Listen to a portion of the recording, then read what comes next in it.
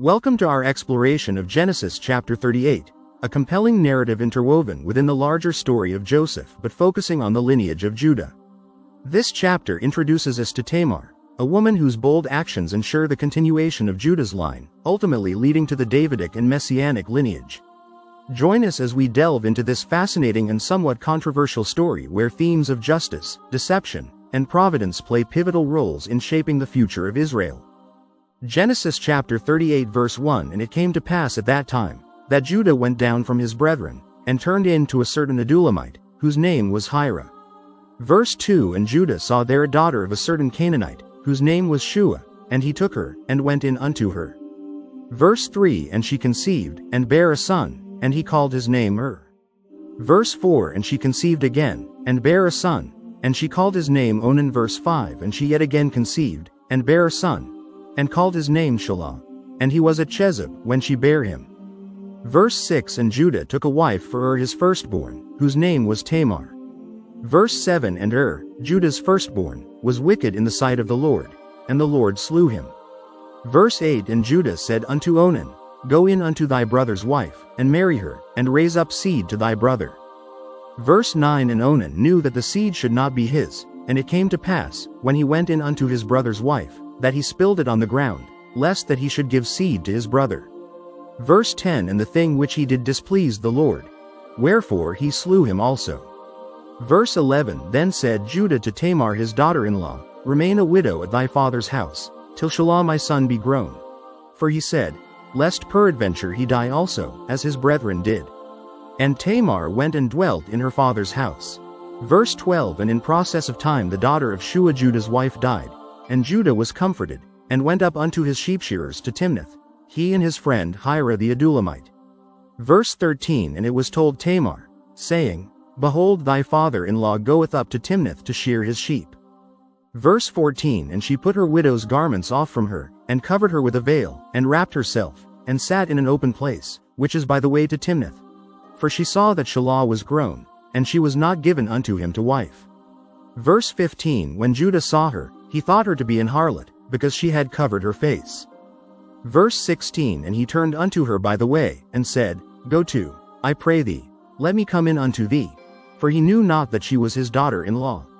And she said, What wilt thou give me, that thou mayest come in unto me? Verse 17 And he said, I will send thee a kid from the flock. And she said, Wilt thou give me a pledge, till thou send it? Verse 18 And he said, What pledge shall I give thee? And she said, Thy signet, and thy bracelets, and thy staff that is in thine hand.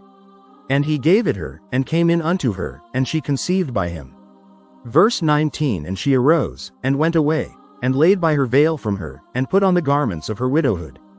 Verse 20 And Judah sent the kid by the hand of his friend the Adulamite, to receive his pledge from the woman's hand, but he found her not.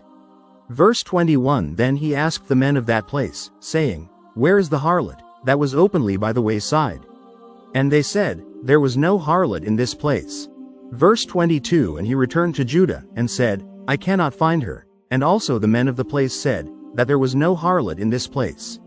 Verse 23 And Judah said, Let her take it to her, lest we be shamed. Behold, I sent this kid, and thou hast not found her.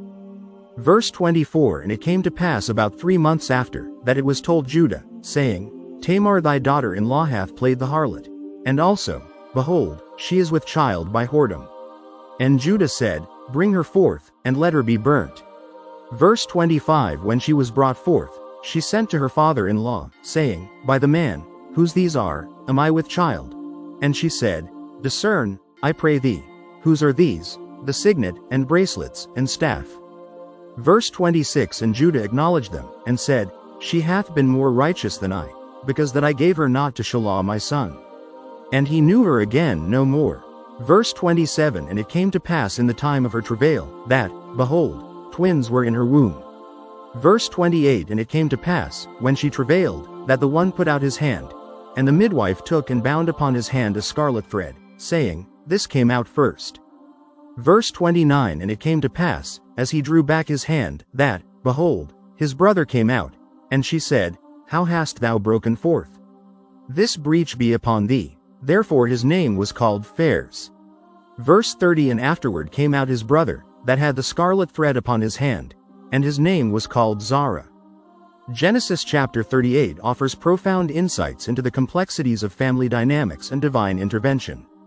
Tamar's actions, though unconventional, highlight the themes of justice and perseverance, leaving a lasting impact on biblical history. As we conclude, we reflect on how this chapter emphasizes the importance of individual actions in fulfilling divine purposes. Thank you for joining us in unraveling this captivating chapter, and we look forward to exploring more biblical narratives with you in future videos. Like the video, share the video, stay tuned for chapter 39. May peace be with you.